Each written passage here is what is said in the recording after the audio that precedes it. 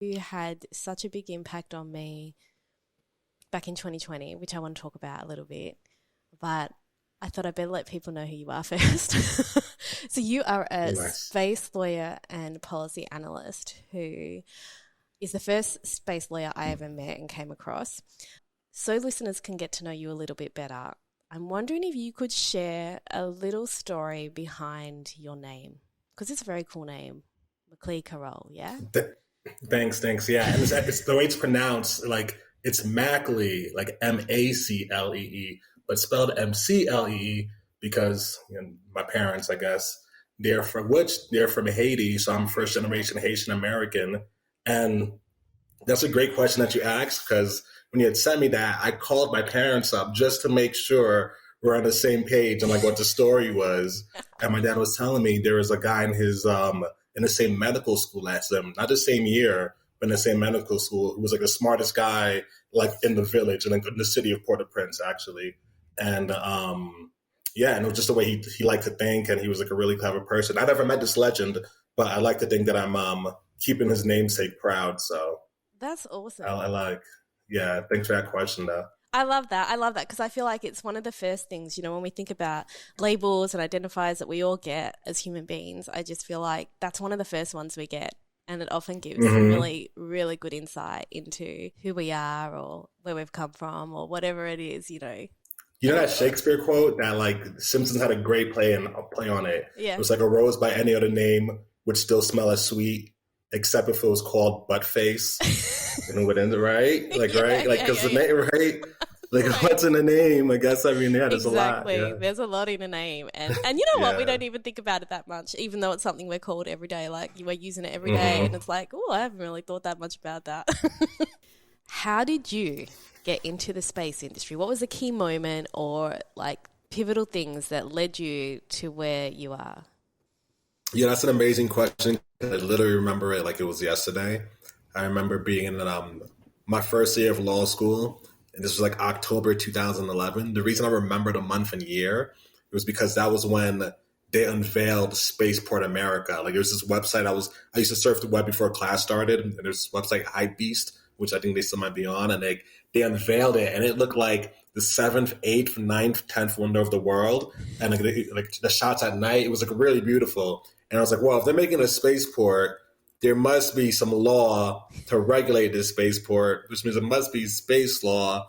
And then that snowballed into a thing. And like, I ended up writing an article for my school's law review called Space Law and the Future of Public Interest. And that's how I found out about the Outer Space Treaty. And I was like, yeah, space could really like help the future. And like now I'm obviously biased, but even then I was like, wow, the space can really, really help things out.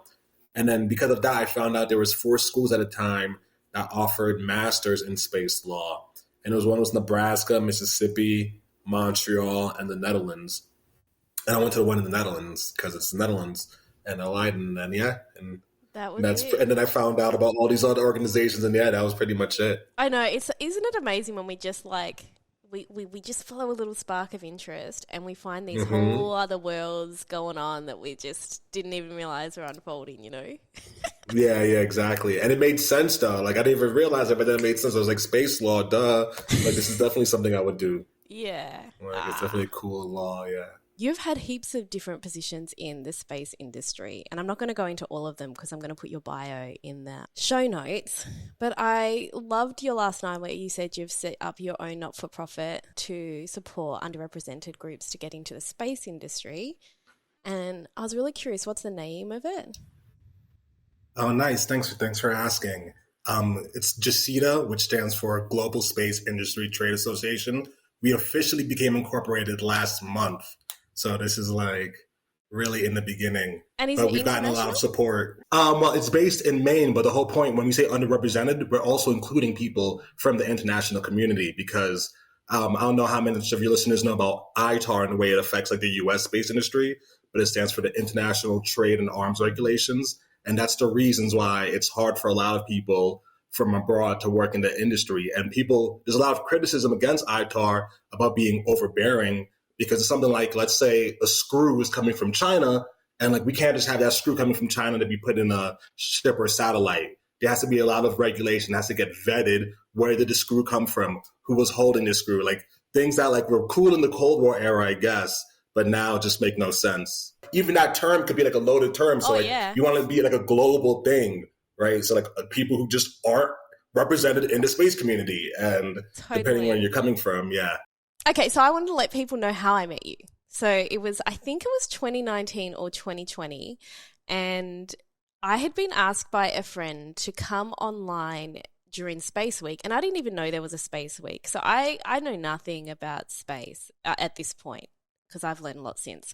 And we were playing a futures game online, but before we played the game, you did a presentation on the emerging issues in space.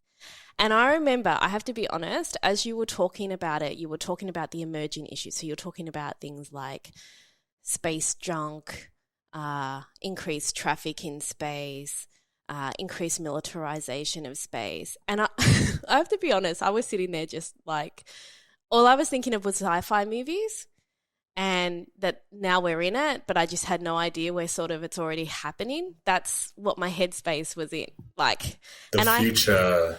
Yeah, it was like the future's here kind of thing, and I didn't realize it. And so I remember just sitting there, and you were so positive and just excited by it all. And I remember thinking, I don't know how I feel about all of this. And then I started following you, and I've learned so much since then. And I'm like, people just don't know.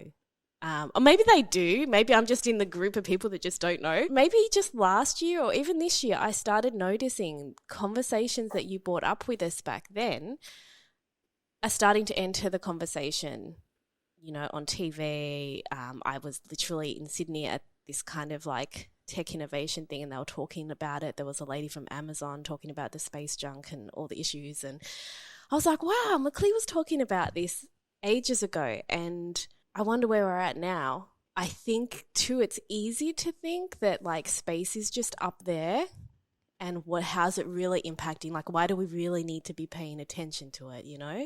Yeah, no, that's also another good question. Like people think space is really far, really disconnected, but it's basically connected in everything we do, right? You know, GPS, satellite technology, that's everywhere. Weather forecast. There's a lot of times where I'm watching the people on the news and they say it's going to be like a clear day, and the next thing you know, it's raining. And I'm like, in any other job, if you were like 50% wrong, you'd be fired. But that's just a whole side beef of other people. But satellite makes it better though, because it gets the accuracy of it. So, and then just things like telemedicine, where there's a lot of technology that we could only have because of space. In fact, the fact that we're having this conversation, right? You're in Australia, I'm in New Mexico of all places right now, and we're being able to talk. That's because of space. Like people should be paying attention beyond that, is because there's this thing that the UN developed called the Sustainable Development Goals. And it was like their blueprint of how to get just the world interconnected, right? Like positive benefits just all across the world. And it came up with 17 of these goals. And each of these goals, there's like a space equivalent to it. They're addressing things like poverty, inequality, climate change. These are all things that space can help solve. Can you give me an example of that? Because, I mean, there's two things I heard recently, and one was something about creating medicine in space, that it's different. There's something... Oh, for sure. That's the thing. Well, the first machine to detect CAT scans was created in space. Like that was a part of the, I want to say it was one of the Apollo missions. But like if you want like concrete examples, there's companies like Made in Space where they have 3D printing in the ISS, in the space station, and then they're actually developing things like material for the space station itself, or medicines and stuff like that. As long as you get that there, and it makes things easier in terms of like developing an infrastructure. And with things like medicine, there might be a benefit where you could just test how the medicine is, like you were saying, in different environments and how it affects people. Like right now, like I said, I'm in New Mexico. I'm at 7,000 feet above sea level. I came from New York, which is like 32,000 feet above sea level. So like that difference there, like your body just gets affected just naturally from that. Yeah. And because we're all going back, humanity's going back to the moon eventually, or back to space and eventually settling in space, this stuff is super important. Yeah, and it's an interesting one because I mean, I was raised always knowing that it's interconnected. Like in our culture, everything's mapped twice, land and sky. The sky taught us a lot about, you know, when to gather certain foods, all of that kind of thing, which different routes to take for ceremony, all these sorts of things was reflected back to us in the sky.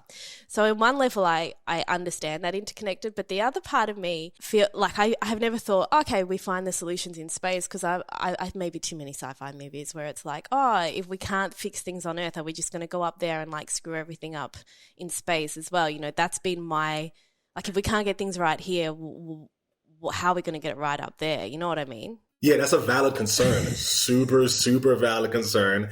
And there's been a lot of talks about this too. And then this is like, hate it or not, like this is a good reason why the UN is out there. So they have ways to at least establish some kind of space law and space policy. So people can't just go up there messing it up. Like you don't want a colonialism 2.0 happening there, right? Like you don't want to repeat the same mistakes. So how do you know, they say history repeats itself, right? Yeah, and do you think there's things about the way we're working in space? Because I did ask this question actually to this Amazon lady who is putting all the satellites up, and I said to her, like, what makes things different in space? Because she was saying how it's really collaborative there, like, so there'll be conflicts on Earth, but people in space are working together. And I was just like, is it like a forced collaboration, or like, is it just like, oh, let's try get it right up here? I don't know. This is just my thinking. No, that's a great point. And I've actually brought that point up too, because like great example is US and Russia, right? They have classic tensions, but both those countries are up in the ISS together, working with China, even though now China has their own space station. But at one point they were all working together in, you know, enclosed areas, and because you had to work there. And I guess that brings to your point, if it's a forced collaboration, yeah, I mean, it's power in numbers, right? And then you're out in space by yourself, so it kind of makes sense, which is kind of what I like about the space industry. It's aspirational in that way. So like, even if you have differences, your differences aren't greater than the problem that's like facing us. So it's good to rather collaborate than, you know, be competitive. Yeah. Back in 2020, you were talking about the issue of space junk and traffic. And I noticed people are talking about those issues. It feels like it's a dominant conversation. I could be making that up, but just as someone who's outside the industry and hearing, and when I do come across things, that seems to be a common part of the conversation. So I'm curious, what do you see the emerging issues around space, what they are now? What would you like to see people talking about, but they're not really talking about it yet? Yeah, and also you're right. Space junk is definitely one of like the topics of the moment, and like it has always been, because it's just getting worse. So that's why it stays relevant. But as far as like the next big issues, well, you touched on it earlier, like the workforce development thing, because that's what we kind of need. More collaboration in space will just be better for the planet overall, and for like the space economy, space industry, which actually does trickle down to the planet. Something else, humanity's eventual return to the moon. Like they have the Artemis mission, so they're launching the first woman and person of color to space, to the moon, I mean. So that'd be like 2025, 2026. Oh, wow. That's super exciting. That? That's super exciting. Who's doing that? Mm-hmm. The U.S. and there's a whole bunch of countries attached to it. So, you know, we had Apollo back in the day. So now we have Artemis, Apollo's sister. So it's going to be the first woman. The thing about that, though, on the flip side, China has their own lunar research program going on. And then China's partnered up with Russia. I know Belarus just joined them recently. Pakistan just joined them recently. So it seems like there's going to be like another space race to the moon. So that's something that people kind of should be aware about. How do you feel about that? What are the possibilities there that you see? Well, I mean, it's going to be great for space lawyers, I guess, and they'll be able to debate something, see what happens.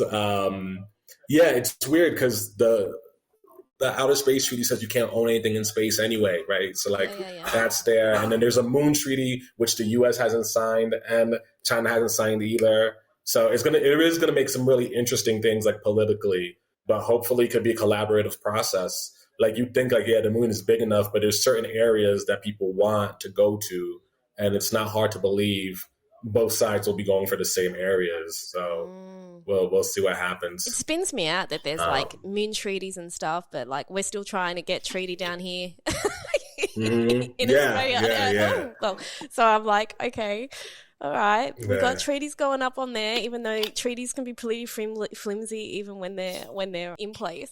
Yeah. I mean, don't get it twisted. The treaties in space are pretty flimsy too. Yeah. It's just that like we haven't done like a lot recently, so it's just now you're starting to see it come into play. Yeah. Um, But I love the whole the issue you talked about in terms of workforce, because I heard, tell me if I'm right or wrong, but that like the space industry workforce is just going to like boom by 2024, 2025 or something. Someone said, yeah. 20. I think they said like by 2040 it's going to be a multi-trillion-dollar economy, like industry, and then it makes sense. Like there's a lot of people going back to the moon. It's not just as India landed a rover in the moon like maybe 2 months ago. Yeah. There's a lot of activity. There's and space tourism, which was going to be my next thing to say. Like it's finally starting. And like I said, I'm here in New Mexico, so they have the spaceport. Virgin Galactic, they've done 4 launches in the last 4 months. They have one in like 2 weeks, just for space tourists. So like that's going to be a cool thing. like how many? Even though it's a little problematic because it's like for the super wealthy right now, but it'll eventually, Like how many people would be going up into space in one of those missions right now? So like one ship, at least the way Virgin Galactic is doing it, I think they have 4 actual tourists, and then you have like the pilot, and then you have the co-pilot, so 6 people in total. Yeah. But I think I think they have over 1,000 people who've reserved spots for it though, so it's finally starting to get some traction, which is cool. But like I'm talking about, like in the next 5 years or 4 years, when there's more people going up, then you have to worry about things like space traffic management, which is like an issue that kind of ties in to space debris. Because if you're in space and then you got to watch out for random junk flying into your vehicle, and it causes a whole like ripple effect. Yeah, and are there issues? Because I was listening to this girl talk about how they're trying to get the old satellites to go into the sea.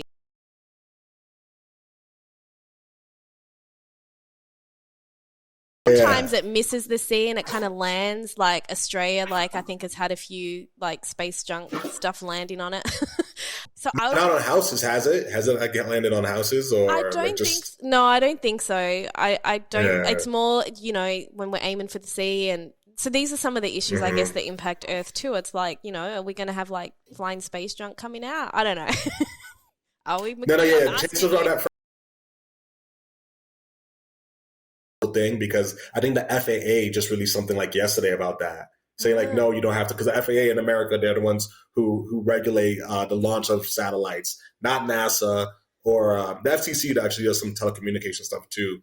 But they were saying that like, the chances of that happening are very like less than like 1% chance of space junk landing on you. Doesn't mean it's zero though. One of the reasons why it's like less than 1% chance, because most of the junk will actually burn in the atmosphere before coming in. It's like just certain things that do land in the ocean, but like that's even a small percentage. So, well, I wanted to add, when you're talking about that space tourism, about the space industry, because I'm not a lawyer, but I definitely have a background in policy. One of the role I've just taken up is incorporating Indigenous cultural fire into emergency management services, coordinating policy around that. But one of, I think, the misconceptions is in terms of the workforce stuff is that like when you think of space, you think, oh, astronaut or, like these real STEM sort of like jobs. You don't think of lawyers and policy analysts and maybe even like hosts. So someone was saying that even there's like going to be hotels in space. There's 2, so I'm like, okay, well, we need people up there playing those roles, like the scope of terms of the roles that will be needed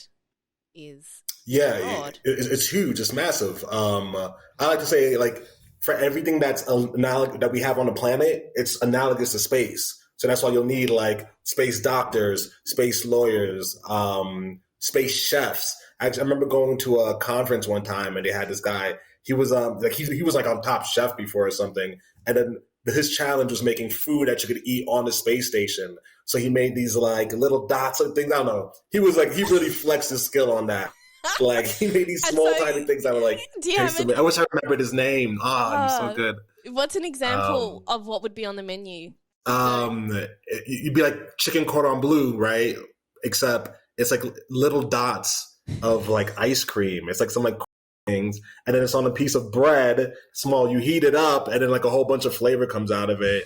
I don't know. It's some next level. Like, I'm not a scientist or a chef, so. But yeah, so like, yes, but like back to the point, like space is for everyone. That's the whole thing. It's literally for everyone. Yeah, anything that you could do here, even like space mining, right? It's analogous to being a regular miner here. Even things of people talking about space junk, right? Like you have sanitation workers. They'd be great. Like it's the same concept, right? And are there companies and stuff already trying to like be like, hey, I'll collect the space junk?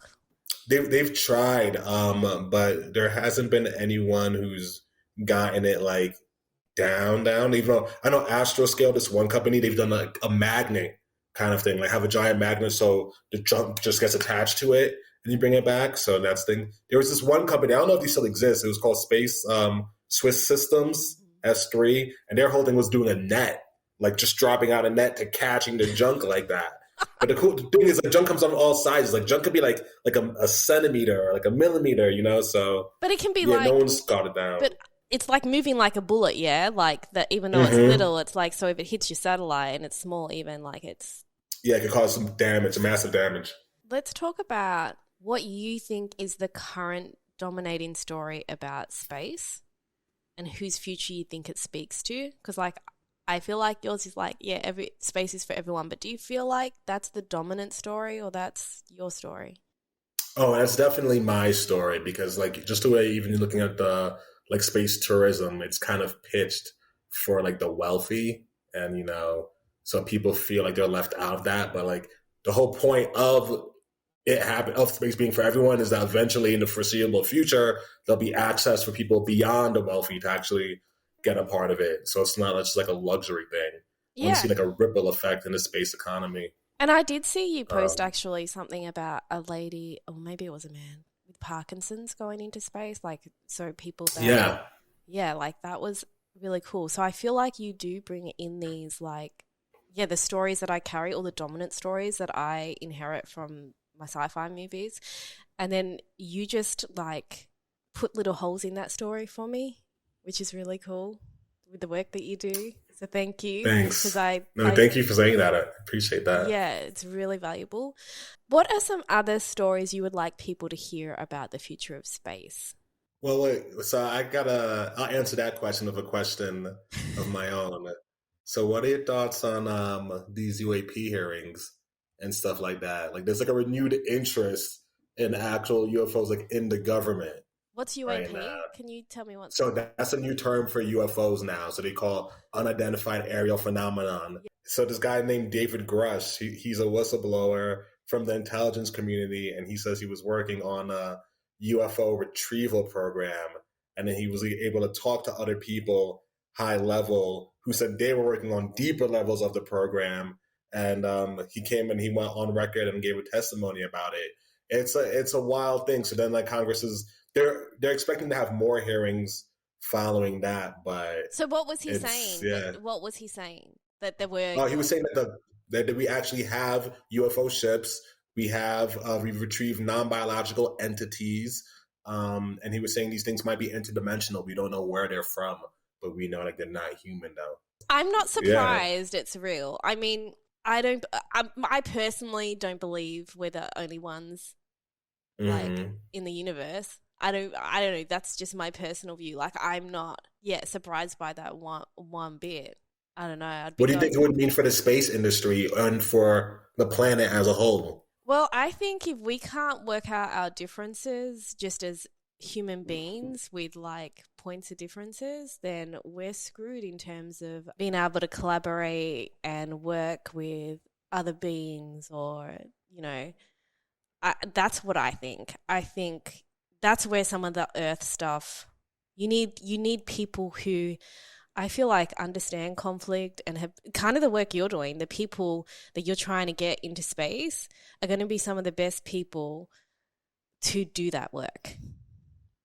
That's and they actually go with the theme. Space is for the benefit of all humankind. Space is for everyone.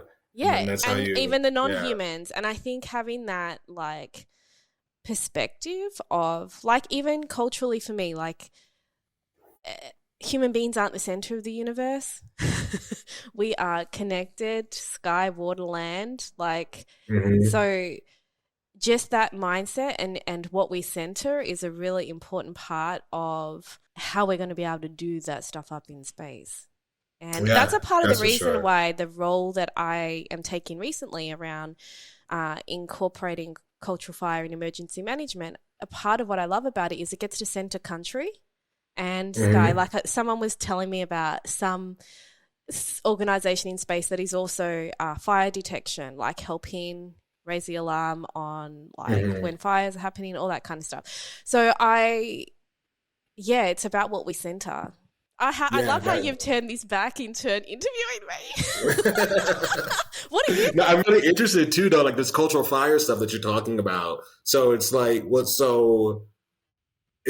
like an environment, from an environmental perspective, right? You mean cultural fire is like conservation? Is that what it is? Or it's a weird thing because it's like you can't actually look at the way Indigenous people see fire and take out a component of it and be like, oh, we're just going to use the part that helps us manage fire emergencies. That's not how it works. I think that's how people think it works, but it's not. It's bigger than that. It's fire is ceremony. Fire is not something to be feared. It's a whole range of things. So, and it's a part of a broader system, collective, holistic system that you can't just sort of take bits out of it and think it's going to work the same, you know? So for me, it's all about how do we actually center country that allows for relationships of people who want to protect country, who want to learn about country. And in that process, they're going to learn about the broader systems of how you do that from an Indigenous perspective. So yeah, cultural fire might be the topic, but there's a bigger way of working that will be allowed to happen from centering country and not just the human beings or protection of houses or whatever it might be. It's actually how do we get to know country as in a being, not as a objective. Not like an infrastructure. When you say country, because it's like it's alive, right? Yeah, exactly. Yeah, and then that's how some people treat the moon. And there's a nonprofit called For All of Moonkind. Yeah, and then they've helped pass legislation on like protecting and preserving the moon as an environment.